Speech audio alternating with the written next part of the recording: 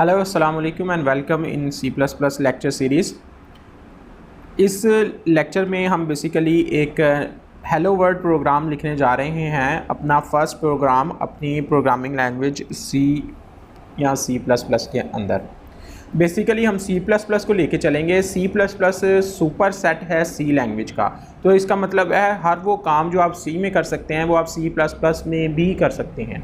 तो हम बेसिकली सी plus plus को लेकर चलेंगे, लेकिन उसके अंदर शुरू में जो प्रोग्रामिंग करेंगे वो सी लैंग्वेज की करेंगे। ठीक है, यानी शुरू में हम सी लैंग्वेज के कंसेप्ट्स को बिल्ड करेंगे और फिर उसके ऊपर हम कोई अपने मिड ऑफ द कोर्स के बाद जाकर सी प्लस प्लस के कंसेप्ट्स को ओवरलैप करेंगे। ठीक है, बेसिकली सी फंक्शन ओरिएंटेड लैंग्वेज है, तो हम सबसे पहले कंसेप्ट्स जो अपने बिठाएंगे वो फंक्शन ओरिएंटेड लैंग्वेज के ही बिल्डअप करेंगे। उसके बाद हम जाएंगे अपनी सी प्लस प्लस की तरफ, तो हम अपने ऑब्जेक्ट ओरिएंटेड लैंग्वेज के कंसेप्ट्स को बिल्ड करेंगे। ये ऑब्जेक्ट ओरिएंटेड लैंग्वेज क्या है और फंक्शन ओरिएंटेड प्रोग्रामिंग पैराडाइम क्या है या ऑब्जेक्ट ओरिएंटेड प्रोग्रामिंग पैराडाइम क्या है, इनके बारे में हम अगले लेक्चर्स में कवर करेंगे। तो अभी आपको परेशान होने की ज़रूरत नहीं है अगर ये टर्म्स आपको अभी मालूम नहीं हैं। तो अभी जो आपने करना है वो इस तरह से अपना डेव सी प्लस प्लस का सॉफ्टवेयर ओपन करना है। जैसे आप कोई भी अपनी कंप्यूटर की एप्लीकेशन ओपन करते हैं, स्टार्ट में जाकर आपने डेव सी प्लस प्लस पर क्लिक करना है, या अगर प्रोग्राम में आपका इंस्टॉल्ड है तो आप अपने प्रोग्राम में जाके इस डेव सी प्लस प्लस को जहाँ आपने इंस्टॉल किया हुआ उसको ओपन करें और आप इसको यहाँ पे जाके रन कर दें। ठीक है, तो ये आपका ओपन हो जाएगा। यहाँ पे एक ये फाइल में जाएं, फाइल में न्यू और सोर्स फाइल। ठीक है, एक नई सोर्स फाइल आपकी जनरेट हो जाएगी। इसको आप जो है सबसे पहली चीज़ जो आपने लिखनी है वो है शार्प इंक्लूड आईओ स्ट्रीम। ये आपने ऐसे ही लिखनी है। ये क्या करती है इसका मैटर नहीं है। और अच्छा, जितनी भी आप टैब प्रेस करें, आप कोई लाइन स्पेसिस डालें सी लैंग्वेज के अंदर इसको या सी प्लस प्लस के अंदर, इसको कोई फ़र्क नहीं पड़ता। आप जितने मर्ज़ी एंटर डालें, जितने मर्ज़ी आप स्पेसिस वगैरह एंटर करें, यानी कि वाइट स्पेस करैक्टर्स आप कोई भी नॉट वाइट स्पेस, आप स्पेसिस या टैब्स या एंटर्स ये आप जितने मर्ज़ी डालें कोई फ़र्क नहीं पड़ता। ठीक है, उसके नीचे आपने लिखना है यूजिंग नेम स्पेस एसटीडी। ठीक है, ये आपने इसके आखिर में आपने सेमीकोलन डालना है। ये सेमीकोलन बड़ी अहम चीज़ है जी, इसको आपने भूलना नहीं है अपनी टोटल लैंग्वेज के दौरान। ठीक है, आप जैसे मर्ज़ी करें, आप इसको या एंटर करें या बैक करें या जैसे मर्ज़ी करें, लेकिन इसको आपने शार्प इंक्लूड के लाइन में नहीं लेके जाना। ठीक है, और इसके बाद आप नीचे आएँ और आप इंट मेन आगे दोनों पैरेंथेसिस डालनी है आपने, छोटी सबसे छोटी ब्रैकेट जो है, उसके बाद आपने करली ब्रेसेस एंटर करनी है। एक आप एंटर करेंगे, दूसरी कंपाइलर खुद ही एंटर कर देगा। अगर नहीं करेगा तो आप ये वाली दूसरी करली ब्रेसेस ओपन क्लोज दोनों आपने एंटर करनी है। ठीक है, तो इस तरह से आपने अपना एक प्रोग्राम जो है वो लिखना है। तो इसके बाद आपने लिखना है सिस्टम पॉज और लास्ट में सेमीकोलन। तो ये आपने एक बेसिकली जो अपना प्रोग्राम सबसे पहले लिखना है वो इतना ही है। यानी टोटल कितनी लाइनें, 1 2 3 4 और 5 लाइनें ऑलमोस्ट प्रोग्राम की बनती हैं।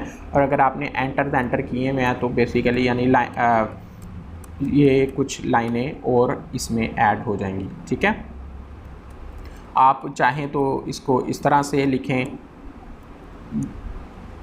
आप चाहें तो इसको थोड़ा सा आगे कर दें, इंडेंटेशन इसको कहते हैं, इसका कंसर्न नहीं, कोई फ़र्क नहीं पड़ता। शार्प इंक्लूड आईओ स्ट्रीम, और ये आपने एंगल ब्रैकेट्स के अंदर आईओ स्ट्रीम लिखना है, और उसके बाद यूजिंग नेम स्पेस एसटीडी, और फिर इंट मेन आगे दोनों ब्रैकेट्स डालनी है। ये ब्रैकेट्स लाजमी हैं, लाजमी डालनी है। मैंने मिनिमम कोड लिखा है जो आपको लाजमी लिखना पड़ेगा इस कोड को रन करने के लिए। तो ये बेसिकली मिनिमम कोड है जो कि मस्ट है इसको लिखने के लिए। तो इसको आप कंट्रोल एस प्रेस करके सेव कर लें।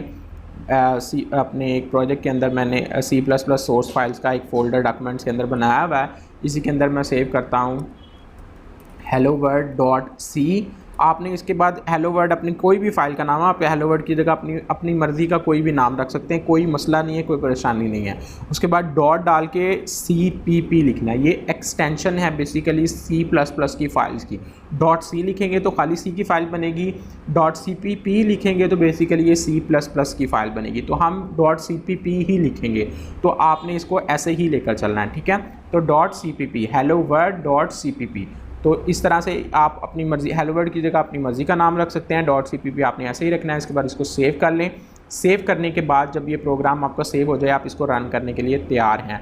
अच्छा, इसको बेसिकली चूँकि ये कंपाइल्ड लैंग्वेज है, कंपाइल्ड लैंग्वेज का मतलब होता है कि आप अपनी ज़ुबान में एक टोटल प्रोग्राम लिख लें और उसके बाद आप इसको कंपाइलर को दें। बेसिकली जो कंपाइलर हम इस्तेमाल कर रहे हैं वो यहाँ पे आपको आ रहा है TDM GCC 4.9.2 64 बिट का कंपाइलर है। डीबग मोड और रिलीज मोड, दो मोड होते हैं। डीबग मोड हमने सेलेक्ट किया हुआ है, इसको भी निगलेक्ट कर दें, कोई मसला नहीं है। कंपाइलर कौन सा है, इसको भी निगलेक्ट कर दें। बाय डिफ़ॉल्ट आप डेव इंस्टॉल करेंगे तो इसके साथ आपने ये कंपाइलर इंस्टॉल करना है। तो बेसिकली आप इस पूरे प्रोग्राम को, इस कंपाइलर या ये भी एक तरह का सॉफ्टवेयर ही होता है जो कि आपके इस प्रोग्राम को लेता है, जो आपने अभी लिखा है, इस प्रोग्राम को लेगा और इसको मशीन लैंग्वेज में कन्वर्ट कर देगा, यानी मशीन कोड में कन्वर्ट कर देगा, यानी जो कंप्यूटर अंडरस्टैंड कर सकता है। आपकी विंडोज़ में आप इंस्टॉल करें तो इसकी बेसिकली एक एग्जीक्यूटेबल फॉर्म यानी कि एक्जी बना देगा जिसको आप रन कर सकते हैं, ठीक है। तो आप इसको कैसे करेंगे, वो एग्जीक्यूट में जाएं और इसको F9 प्रेस कर सकते हैं, या आप इसके एग्जीक्यूट में आके कंपाइल का बटन प्रेस करेंगे तो ये कंपाइल होना शुरू हो जाएगा। जब कंपाइल हो जाएगा तो इस यहाँ पे लिखा आ जाएगा कि ये आपका जो प्रोग्राम है वो सक्सेसफुली कंपाइल्ड है, कंपाइलेशन टाइम 6.2 सेकेंड्स का लगा है, ठीक है।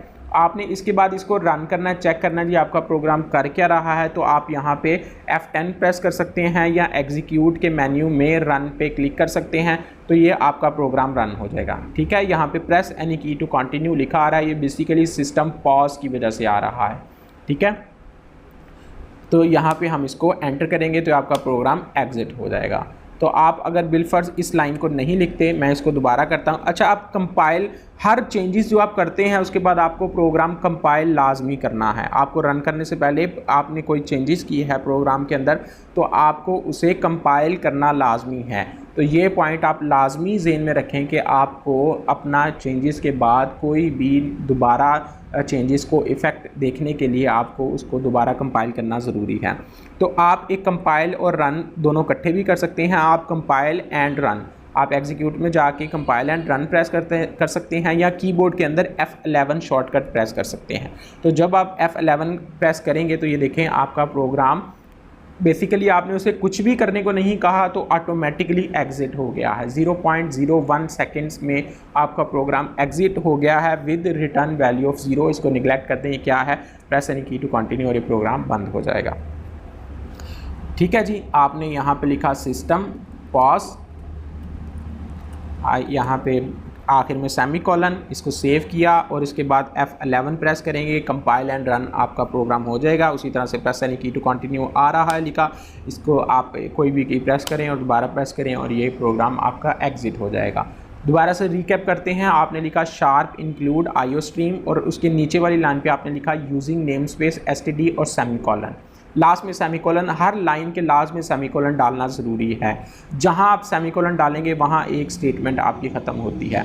उसके बाद आपने इंट मेन आगे पैरेंथेसिस डाली और आपने ये कर्ली ब्रेसेस के अंदर इसको आपने सिस्टम पॉज को एंटर कर दिया, ठीक है जी। तो ये आपका फर्स्ट प्रोग्राम था। इस लेक्चर के लिए इतना ही। अगले लेक्चर में हम इसको अंडरस्टैंड करेंगे कि इस प्रोग्राम में मज़ीद क्या चीज़ें हैं और आपको इस प्रोग्राम के बारे में थोड़ा मज़ीद बताएँगे, ठीक है जी। तो अगले लेक्चर तक के लिए अल्लाह हाफ़िज़, टेक केयर।